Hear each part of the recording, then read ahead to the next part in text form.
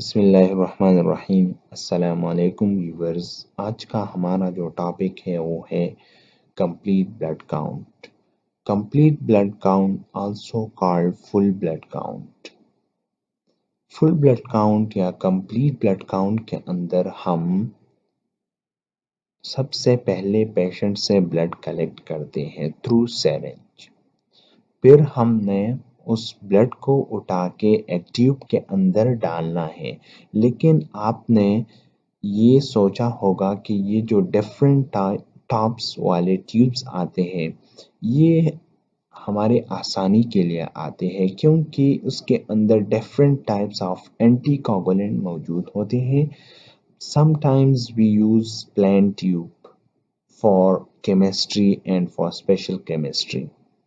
लेकिन सीबीसी या complete blood count या फुल ब्लड काउंट टेस्ट करने के लिए हम डिफरेंट या special type of tube use करते हैं, जिसको हम एडीटीए ट्यूब कहते हैं। EDTA stand for ethylene di amine tetra acetic acid. और दूसरा जो हम यूज करते हैं उसको हम कहते हैं सेट्रेटेड ट्यूब। इसके अंदर सेट्रेटेड ट्यूब के अंदर सेट्रेट होते हैं जो कि एंटी कोगुलेंट है, ब्लड को क्लॉट होने नहीं देता। और ईडीटीए ट्यूब के अंदर ईडीटीए एंटी कोगुलेंट मौजूद होते हैं जो कि ब्लड को क्लॉट होने नहीं देता। क्योंकि अगर ब्लड हमारे पास क्लॉट हो जाए तो इससे आपका जो एनालाइज़र है सीबीसी एनालाइज़र वो भी ख़राब हो सकता है।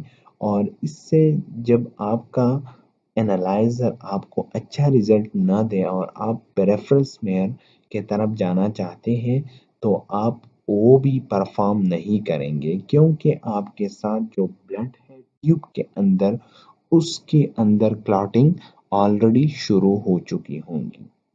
ठीक है, तो सीबीसी के थ्रू हम हेमोग्लोबिन लेवल भी चेक कर सकते हैं, red blood sales level, white blood cells and platelets. Your doctor may order a CBC as a part of a routine checkup. Your doctor may order a CBC as a part of routine checkup. क्योंकि doctor CBC को क्यों order कर देता है? इसीलिए या advice कर देता है इसीलिए कि ये हम यूज़ करते हैं डिफरेंट डायग्नोस्टिक टूल के तौर पर। इससे हम एक्यूट और क्रॉनिक इन्फेक्शन या इन्फ्लेमेशन का अंदाज़ा या डायग्नोस करते हैं। ठीक है, इससे हम anaemias different types of anaemias को डायग्नोस कर देते हैं। ठीक है, इससे हम एलर्जिक रिएक्शन भी आइडेंटिफाई कर देते हैं। ठीक है, तो ये हमारे लिए एक बहुत अहम डायग्नोस्टिक टूल है। तो इसीलिए डॉक्टर रूटीन चेकअप के साथ सीबीसी को ऑर्डर कर देती है। Significance of CBC: the CBC test is useful in the diagnosis of various type of anemias like sideroblastic anemia, anemia of chronic disease, iron deficiency anemia, thalassemia. It can reflect acute or chronic infection. CBC से हम chronic और acute infection का अंदाज़ा या उससे हम CBC से हम डायग्नोस कर सकते हैं। एलर्जीज: अगर हमारे पास एज़ेनोफिल राइज आ जाए 7 से तो इससे हमें अंदाज़ा हो जाता है कि उसको एलर्जी है या उसको पैरासिटिक इन्फेक्शन है। And problem with clotting: clotting का जो प्रॉब्लम है वो हम प्लेटलेट से आइडेंटिफाई कर सकते हैं, इजीली आइडेंटिफाई कर सकते हैं। Components of CBC: red blood cells. Red blood cells usually 4.5 millions to 6.5 millions तक होती हैं। ये सबसे ज़्यादा पाए जाने वाले सेल्स हैं जो कि ब्लड में मौजूद होते हैं। हेमेटोक्राइट्स हैं। हेमेटोक्राइट्स भी हम सीबीसी से आइडेंटिफाई कर सकते हैं या मालूम कर सकते हैं। हेमोग्लोबिन भी, लेकिन haemoglobin male and female, kids, child and adolescence ये जो एज है इसके साथ ये वेरी कर जाता है। मीन कार्पस्कुलर वॉल्यूम, ये भी एक इम्पॉर्टेंट डायग्नोस्टिक पैरामीटर है सीबीसी का। मीन कार्पस्कुलर हेमोग्लोबिन कंसंट्रेशन, ये भी हमारे पास एक इम्पॉर्टेंट पैरामीटर है सीबीसी का। Red cell distribution width, white blood cell के तरफ अब हम आते हैं। इसके अंदर डीएलसी है, डिफरेंशियल ल्यूकोसाइट काउंट, ठीक है, एब्सोल्यूट काउंट भी है, लेकिन डिफरेंशियल ल्यूकोसाइट काउंट से हम इन्फेक्शन या इन्फ्लेमेशन एक्यूट एंड क्रॉनिक का अंदाज़ा भी लगा सकते हैं। इससे हमें पैरासिटिक इन्फेक्शन का अंदाज़ा भी हो जाता है। अब हम प्लेटलेट्स की तरफ, तो प्लेटलेट्स में एमपीवी है। MPV stand for mean platelet volume and PDW, PDW mean platelet distribution width, platelet distribution width. Red blood cell count, red blood cells से हमें इनीमियास का पता चलता है कि आया ये ब्लड या ये जो स्मेयर है इसके अंदर, इसकी सेल्स के अंदर या रेड ब्लड सेल्स के अंदर इनीमिया है कि नहीं है। The normal range for men is 4.5 million to 5.5 million cells और वुमन के अंदर 4.4 मिलियन से लेकर 5 मिलियन तक। लेकिन अब जब हम जनरल बात करें तो 4.5 मिलियन से लेकर 6.5 मिलियन सेल्स हमारे पास मौजूद होते हैं। यूनिट पर litre is the unit of red blood sales, ठीक है। हेमोग्लोबिन, हेमोग्लोबिन अगर कोई बंदा है उसका हेमोग्लोबिन लेवल लो है तो आपने क्या करना है, हमें तो अंदाज़ा हो गया कि पर्सन क्या है, एनीमिक है।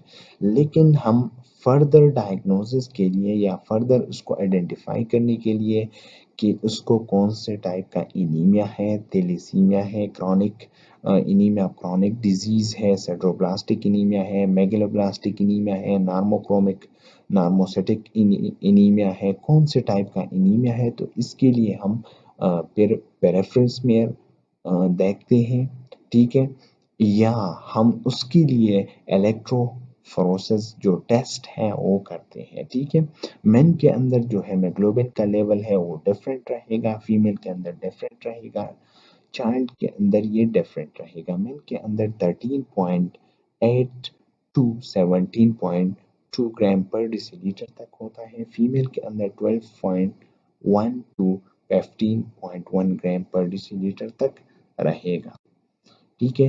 Haematocrits, haematocrits it is ratio of volume of red blood cells to volume of the whole blood.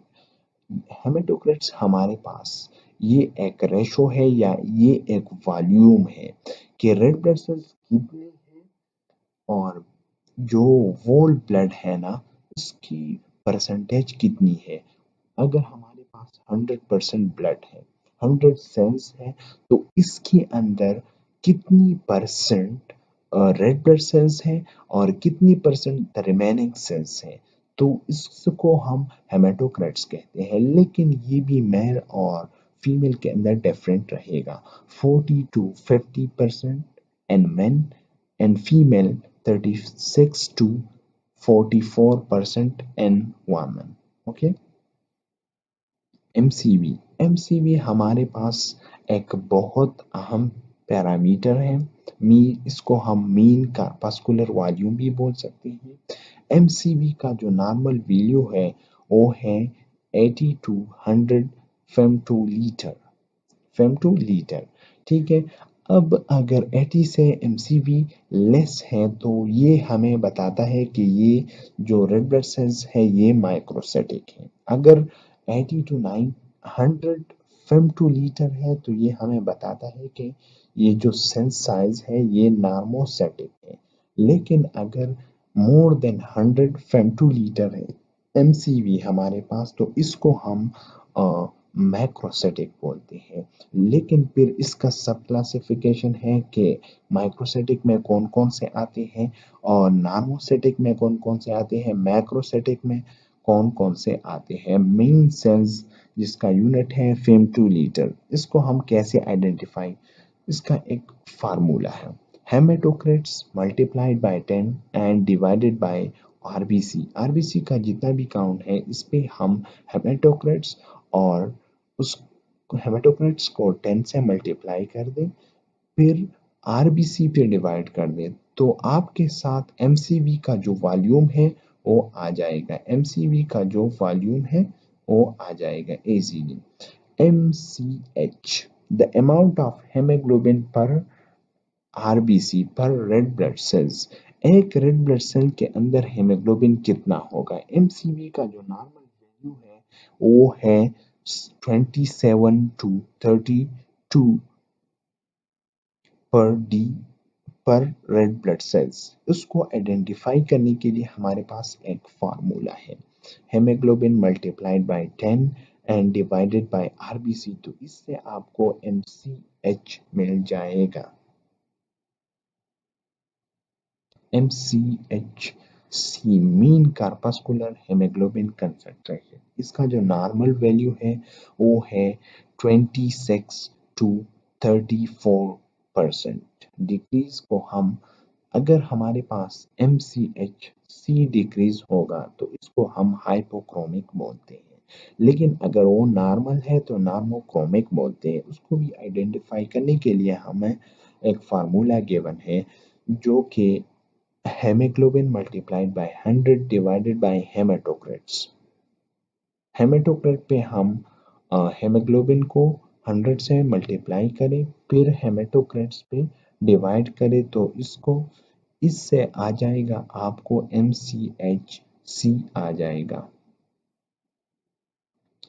Red cell distribution with normal range from 10 to 15%। RDWs, इसका percentage है 10 to 15%। It is correlated with the degree of anisocytosis।